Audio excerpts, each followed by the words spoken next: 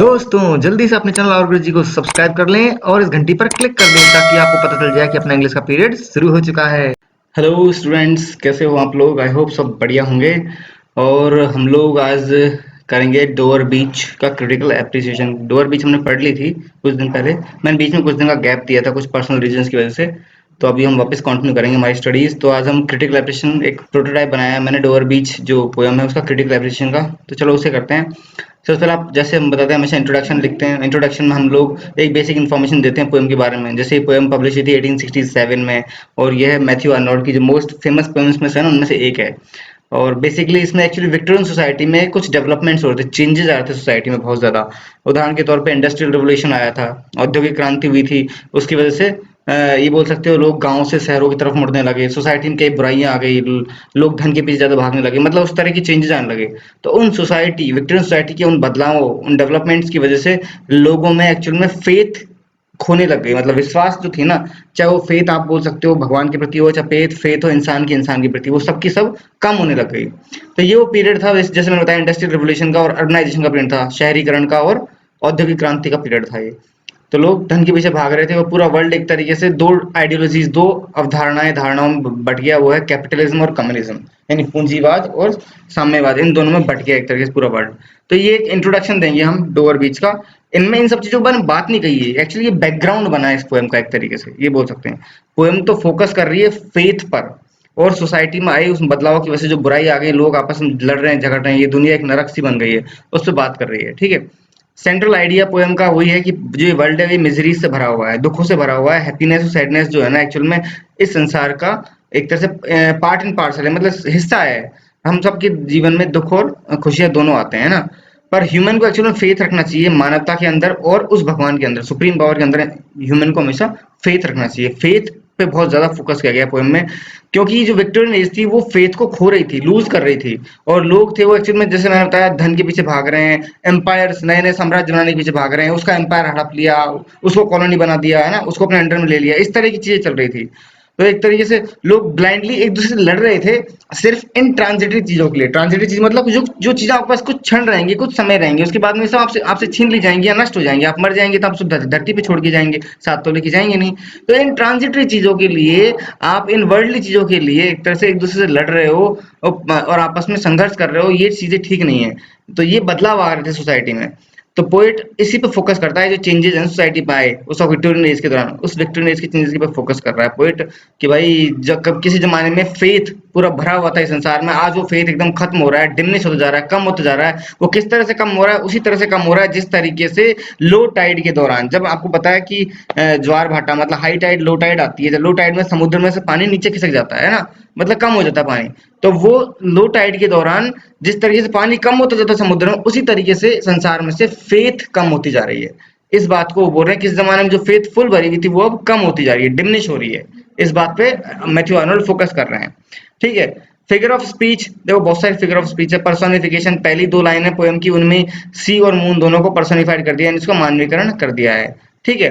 Consonance, consonant का मतलब, देखो कॉन्सोनेंस वही होता है रिपीटेशन ऑफ कॉन्सोनेंट। जैसे लॉन्ग लाइन ल और ला का रिपीटेशन हो रहा है, परंतु कॉन्सोनेंट और मतलब क्या बोलते हैं, एलिट्रेशन में डिफरेंस ही इस बात का होता है कि कॉन्सोनेंट्स में जो ल, जो एक्चुअली मतलब जो कॉन्सोनेंट आया है, उस कॉन्सोनेंट के बाद में जो वोवल आ रहा है, इसमें है ओ और इसमें है आई, तो वोवल बदल जाता है। एक्चुअली में एलिट्रेशन में ऐसा नहीं होता है, कॉन्सोनेंट में वोवल बदल जाता है, तो ये पहचान जाते हैं ये कॉन्सोनेंट है, एलिट्रेशन नहीं है। ठीक है। पैथेटिक फैलेसी, देखो listen you hear the grating roar of pebbles, कि तुम्हें कंकरों की दहाड़ सुनाई दे रही है। और कंकर कैसे हो रहे हैं? चिड़चिड़े से, गुस्से आए हुए, गुस्से आए चिड़चिड़े से, एक तरह से उस तरह के कंकर हो रहे हैं, इरिटेटेड हो रहे हैं मतलब। तो उसी बात पे फोकस किया गया, मतलब इसको पैथेटिक फैलेसी बोलते हैं। हम एक चीज बताता हूँ मैं आपको, पर्सोनिफिकेशन जो होता है ना, मानवीकरण, मानवीकरण में इंसानी गुणों को दर्शाया जाता है नॉन लिविंग थिंग में। ठीक है।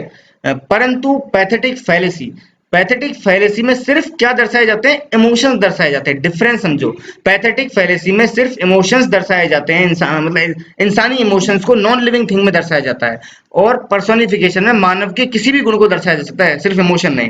डिफरेंस दोनों में पैथेटिक फैलेसी और पर्सोनिफिकेशन में यही है कि पैथेटिक फैलेसी में सिर्फ इमोशंस, जब मानवीय इमोशन, ह्यूमन इमोशंस को किसी नॉन लिविंग थिंग के अंदर दिखाओगे तो वो पैथेटिक फैलेसी कहलाएगा। और जब इंसान के किसी भी गुण को नॉन लिविंग थिंग में दिखाओगे तो वो पर्सोनिफिकेशन कहलाएगा। समझ गए? ये डिफरेंस है दोनों में। Enjambment, there is enjambment used at several places in the poem. Poem में बहुत जगह एनयम्बमेंट इस्तेमाल किया गया है। जैसे कि उदाहरण के तौर पे मैं कुछ एग्जांपल्स दिए हैं। देखो एक एग्जांपल लिया है इसमें, तो अपन यहाँ पे listen you hear the grating road, यही वाली देखो, यही लाइन हमने, listen you hear the grating road, line यहाँ पे खत्म नहीं हुई है परंतु लाइन बदल गई पोएम में। फिर नेक्स्ट लाइन शुरू हो गई, of pebbles which the waves draw back and fling. तो आप पढ़ोगे ना तो listen you hear the grating roar of pebbles, तो ये सेंटेंस क्या है, कंटिन्यू है। यहाँ पे ये सेंटेंस पूरा नहीं हुआ, यहाँ पे ये अगली लाइन में कंटिन्यू है। तो जब इस तरह से पोएम में एक लाइन में सेंटेंस पूरा नहीं होता है और अगली लाइन में वो कंटिन्यू रहता है तो उसको बोलते हैं एनयम्बमेंट। इसको जय नहीं पढ़ना, ये साइलेंट रहता है, एनयम्बमेंट, एनयम्बमेंट बोलेंगे इसको, ठीक है। फिर मेटाफर देखते हैं हम लोग। अब मेटाफर एक फ्रेज यूज किया पोएम में, the sea of faith. Sea of faith में मेटाफर यूज हुआ है। एक्चुअल में अबंडेंस ऑफ फेथ, संसार में जब बहुत ज्यादा फेथ हुआ करती थी ना, उसको सी ऑफ फेथ दिखाया गया है। यानी विश्वास का समुद्र हुआ करता था कभी, यानी पूरे संसार में बहुत ज्यादा मात्रा में आपको फेथ नजर आएगी। वो फेथ अब कम होती जा रही है। वो फेथ क्या हो रही है, कम होती जा रही है। किस जमाने में अबंडेंस ऑफ फेथ थी, बहुत ज्यादा फेथ थी। तो सी ऑफ फेथ, समुद्र किसका है, फेथ का। अगर ऐसे बोलते लाइक सी ऑफ फेथ तब तो वो सिंबल हो जाता, परंतु यहाँ सीधा सीधा सी ऑफ फेथ बोला गया है, ये है मेटाफर, ठीक है। एलिट्रेशन, मैंने पहले भी डिफरेंस बताया आपको। सिमिली में क्या होता है, तुलना होती है, तुलना दिखाई देती है। मेटाफर में तुलना हो रही होती है परंतु तुलना छिपी होती है, पता नहीं चलता तुलना हो रही है क्या। इसलिए सिमिली में क्या होता है, लाइक या एस जैसे शब्द इस्तेमाल होते हैं। क्या होते हैं, लाइक या एस जैसे शब्द इस्तेमाल करके हम डिफरेंस बताते हैं कि भाई ये सिमिली है। और मेटाफर में लाइक एस कुछ यूज नहीं होता, सीधा सीधा तुलना करते हैं, परंतु सामने वाली चीज को एक तरीके से जिस चीज से तुलना की जा रही है उससे संबोधित करते हैं। जैसे सी ऑफ फेथ, तो कहना तो वही चाह रहा है जिस तरह से समुद्री रूपी फेथ जो है ना, सॉरी फेथ रूपी समुद्र, फेथ रूपी समुद्र जिस तरह से भरा हुआ था किस जमाने में, तो वो मेटाफर इस्तेमाल हो गया है। अगर ऐसे बोलते कि फेथ रूपी जैसा समुद्र है ना, फेथ रूपी जैसा मतलब समुद्र, तो वैसा अगर लाइक या एज यूज करते हैं ना तो वो फिर सिमिली होता है, ठीक है। एलिट्रेशन, अब एलिट्रेशन बात है। एलिट्रेशन जैसे मैंने बताया कि रिपीटेशन ऑफ कॉन्सोनेंट ही होता है वर्ड के शुरू में। यहाँ पे ले का रिपीटेशन हो रहा है, लाई अस लाइक लैंड, ल ल ल, परंतु इसमें भी आई आया है, इसमें भी आई आया है, जो वोवल है वो बदला नहीं है ना। तो ये बेसिकली इसलिए ये एलिट्रेशन कहलाएगा, ये कॉन्सोनेंट नहीं है, ठीक है, मतलब कॉन्सोनेंट्स नहीं है।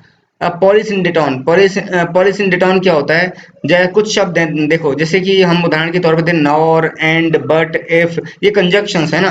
तो इन कंजंक्शंस का जब रिपीटेशन होता है ना पोएट्री में, तब उसको पॉलीसिंडेटोन कहते हैं। तो ये देखो इसमें दो अच्छे एग्जांपल दिए हैं इस पोएम में, hath really neither joy nor love nor light nor certitude nor peace nor help for pain. तो नॉर कितनी बार रिपीट हो गया, इसको बोलते हैं पॉलीसिंडेटोन।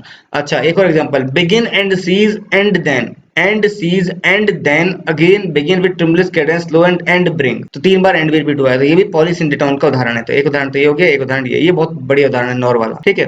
अब सिमिली, सिमिली क्या है, there is simile used for the illusionary world in this line. देखो एक मैं बताता हूँ आपको, ये जो लाइन है, to lie before us like a land of dreams, इसमें सिंपली इस्तेमाल हुई है इल्यूजनरी वर्ल्ड के लिए। कैसे, टू लाई बिफोर अस, हमारे सामने पड़ा हुआ है, like a land of dream, like a किसके जैसे, जैसे कि एक सपनों की जमीन सामने दिखाई दे रही है, हमारे सामने सपनों की दुनिया पड़ी हुई है, सपनों की जमीन दिखाई दे रही है। तो कैसी है, लाइक ए। अगर बोलते to lie before us a land of dream, हमारे सामने पड़ी हुई है सपनों की दुनिया, लाइक नहीं लगाते, सिंपल बोल देते to lie before us a land of dream, तो वो होता मेटाफर कि हमारे सामने सपनों की दुनिया पड़ी हुई है। परंतु यहाँ क्या बोला है कि हमारे सामने पड़ी हुई है एक सपनों की जैसी दुनिया, जैसी, तो ये तुलना हो रही है, दिख रही है तुलना, तो ये सिमिली है, ये सिमिली है। अगर जैसी वर्ड इस्तेमाल नहीं होता है, सीधा बोलते हैं कि हमारे सामने सपनों की दुनिया पड़ी हुई है, तो मेटाफर हो जाता है, ठीक है। रियलिटी ऑफ वर्ल्ड, पोएट्री के अंदर वर्ल्ड की रियलिटी को दिखाया गया है। देखो आर्नोल्ड ने वर्ल्ड की रियलिटी को तो एक्सपोज किया ही है। जैसे मैंने बताया कि वो जमाना एक्चुअल में विक्टोरियन एज से मटेरियलिज्म घुस गया था इंसान के अंदर, मतलब इंसान भौतिकवाद में बहुत ज्यादा लिप्त हो गया था। उसकी चीजें, संसारी चीजें चाहिए भाई, मेरे पास पड़ोसी के पास गाड़ी है तो मुझे भी गाड़ी चाहिए, उसके पास दुनिया के पास घर है, बड़ा बड़ा घर है, मेरे पास और भी तगड़ा घर होना चाहिए। अरे नहीं, घर में मतलब किसी ऐसे कह सकते हो, पांच भाई एक गाड़ी से काम चला लेंगे नहीं, परंतु पांचों को अलग अलग चाहिए। तो ये है भौतिकवाद, क्या है, भौतिकतावाद, मटेरियलिज्म। तो लोग फेथ को भूलते जा रहे थे और मटेरियलिज्म की तरफ बढ़ते जा रहे थे। तो आर्नोल्ड ने विक्टोरियन सोसाइटी को बैकग्राउंड बनाया और दिखाया किस तरह से अलग अलग आइडियोलॉजीज उस वक्त आपस में, अलग अलग आइडियोलॉजीज के जो फॉलोअर्स थे, जो लोग थे ना, वो आपस में लड़ रहे थे बिना ये जाने कि भाई लड़ किससे रहे हैं हम, है ना।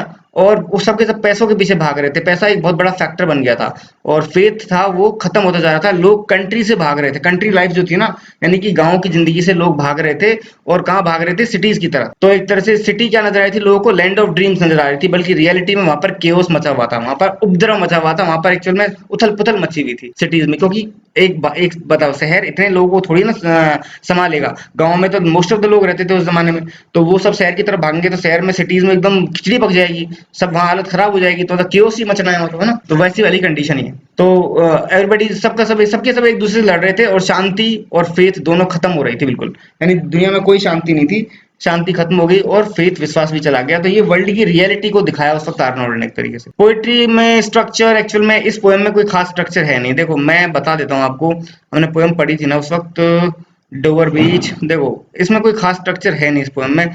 स्ट्रक्चर इसलिए नहीं, देखो ये पहला स्टैंजा कितना लंबा है, इतनी सारी लाइन है, दूसरे में सिर्फ 6 ही लाइन है, तो मतलब पहली बात तो फिक्स लाइन नहीं है किसी स्टैंजा में, ठीक है।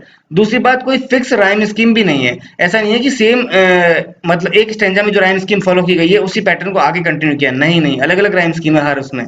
इस वजह से हम ये बोल सकते हैं कि कोई रेगुलर अरेंजमेंट नहीं है राइम का इस पोएम में, साथ में हर स्टैंजा में राइम स्कीम अलग अलग है, तो हम इसे नो राइम स्कीम कहेंगे, कोई राइम स्कीम नहीं है। साथ में स्टेंजाज में लाइंस भी फिक्स नहीं है, किसी में 6 लाइन है, किसी में 12 है, इस तरीके से। तो इसलिए स्ट्रक्चर और राइम स्कीम दोनों ही फिक्स नहीं है इसमें, समझ गए।